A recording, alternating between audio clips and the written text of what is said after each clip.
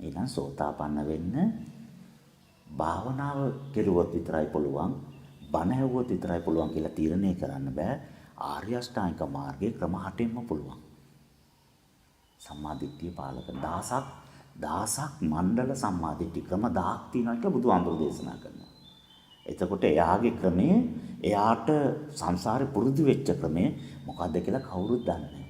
සමහරට බණ අහගෙන ඉන්නකොට සෝතාපන්න වෙන්නේ නැහැ එයා. බණ කියන ආමුරු බලන මාර වැඩි. එයාගේ දේහ ලක්ෂණ බලනකොට ගොඩාක් පින් තියෙනවා.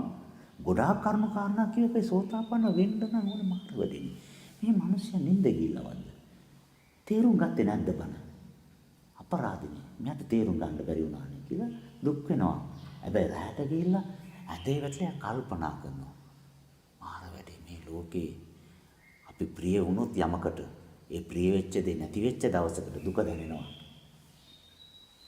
අයිවිවීමේ දුකක් නෙමෙයි. ප්‍රිය වෙච්ච නිසා හටගත්ත දුකක් තියෙන්නේ. අයිවි වෙලා නැහැ මොකද? මට මොකවත් අයිති වෙලා නැහැනේ. මට මොනවද අයිති තියෙන්නේ? මොකවත් මට අයිති වෙලා තිබුණේ නැහැ. දරුවෝ මට අයිති නැහැ. ඒ අයගේ ජීවිත බලා ගන්නවා. නෝන එකපාරට මෙයාගේ ජීවිතය තීරණය ගත්තට එයා අයිමි වෙනවා. මගේ තරුණකම මට අයිති නැහැ. මගේ ජීවිතය මට අයිති නැහැ. මගේ මරණය මට පාලනය කරන්න බෑ. මගේ ලෙඩ රෝග මට තීරණය කරන්න බෑ. සුගර් එනවා නම් එනවා. නෑ සුගර් එන්න එපා. කොලෙස්ටරෝල් එන්න බෑ. සුගර් තමයි එන්නේ. මගේ ලෙඩ රෝග මට තීරණය කරන්න බෑ. මම වයසට යන එක මට තීරණය කරන්න බෑ. මගේ මරණය මට තීරණය කරන්න බෑ. මොකවත් මට අයිති වෙලා නැහැ. එහෙනම් අයිවීමේ මේ දුක දැනෙන්න බෑනේ. එහෙනම් මම ප්‍රිය වෙච්ච එකේ ප්‍රශ්නයක් මේ තියෙන්නේ. විප්පයෝග දුක් හරි.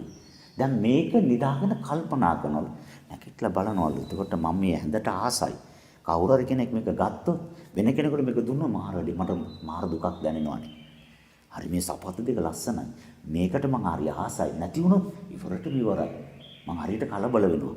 මේ ප්‍රිය වෙන තැන, තණ්හාව ඇති වෙන තැන, ආසාව ඇති වෙන තැන හැමතැනම දුක නිර්මාණය වෙනවා.